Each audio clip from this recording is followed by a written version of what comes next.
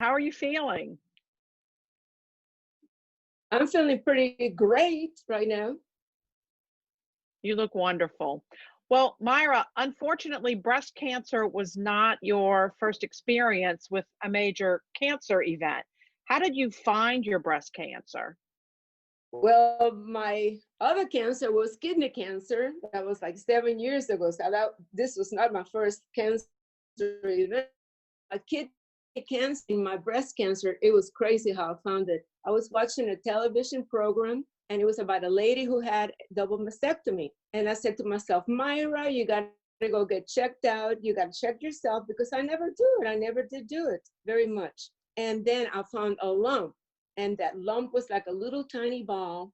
And Wow. I said to myself, I think this is really serious, and it was a Friday, which was the worst thing ever because you have to wait till the next week.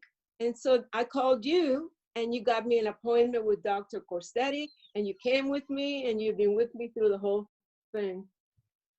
So Oh, I'm that's the so way I found it. glad. I'm so glad that you did that self exam. They're still important, even though we do have 3D tomo that finds tiny cancers that we can't feel. It's still important to check and make sure you know your body. And I'm glad you acted on that right away. From outward appearances, you seemed fiercely in control of the situation. Emotionally, how did you find the strength to face the battle ahead of you? Well, I mean, being a ballet teacher and a ballet dancer, you have to like control your feelings at times, your emotions. But inside, I was like pretty shocked because how could this happen to me? And then, I was scared. And then Sure. I started to think, you know, this is okay. I'm going to be okay. It was like a positive thinking type of thing. And I Mhm. just became very like, kind of like Zen inside. I was ready to accept whatever came my way because I mean, I had no choice what was happening, but I also had a choice on how I was going to deal with it. So that's how I did. I just kind of relaxed into it and hope for the best.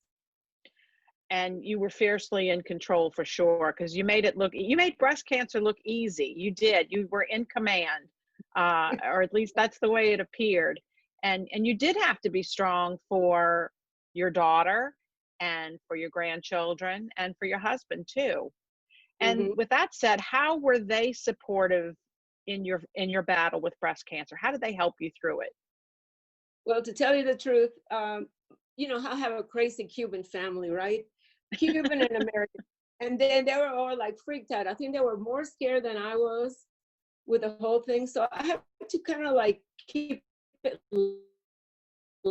kind of like almost like a joke type thing. I said, oh well, no problem with this because I'm going to get a flat stomach and I'm going to get beautiful breasts and I'm going to feel great.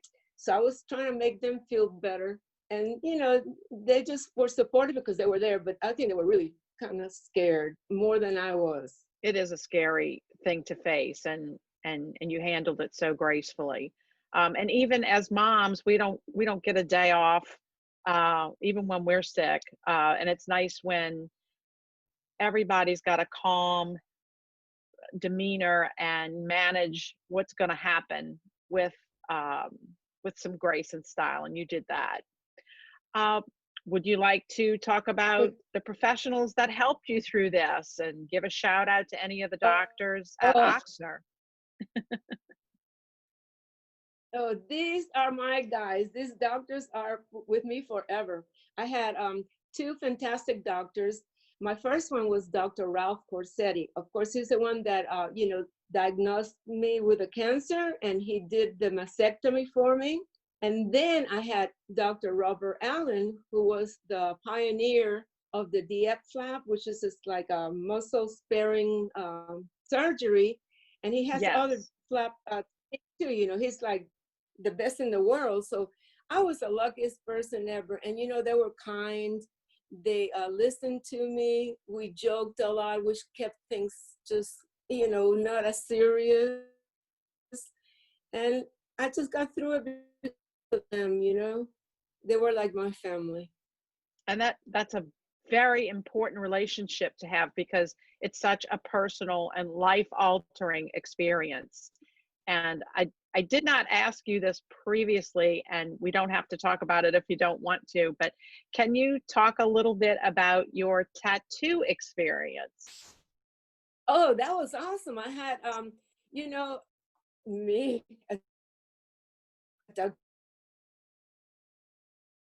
I had this guy, this man came down from Massachusetts, I think, somewhere up north, and he does tattoos here in New Orleans area, like twice a year.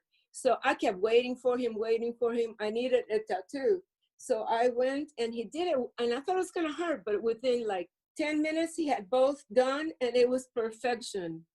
So that was my experience with a tattoo That's artist. amazing. Who would have thought we would be tattooed?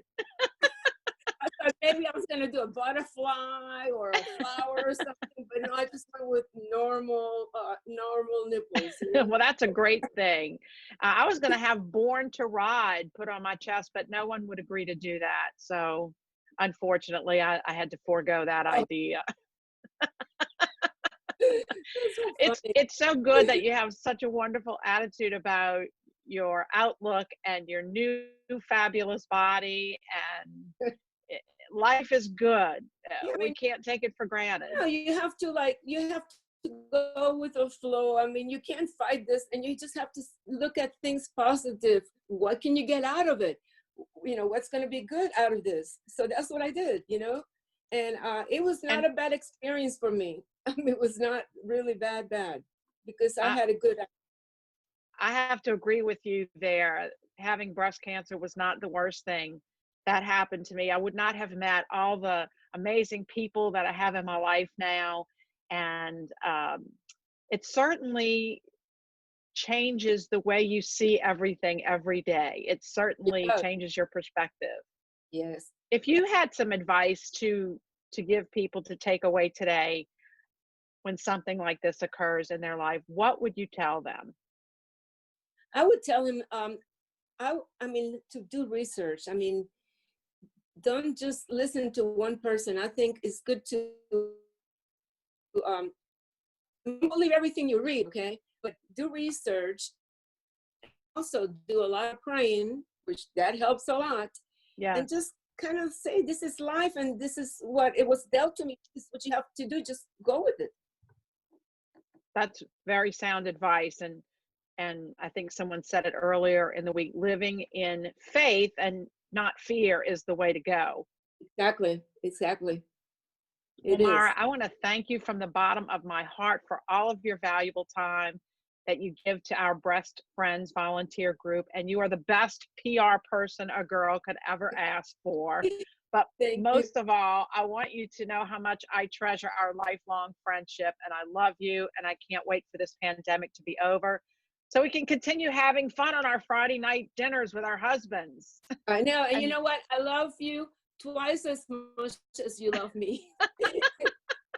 Too. And I'm so well, that's a grateful for lot. everything they do for me. And I'm grateful to have you in That's my a life. I lot. love you. And I'll see you I real love you. soon. Mwah. Kiss. Take care, honey. All Mwah. right. Bye. Bye. Bye.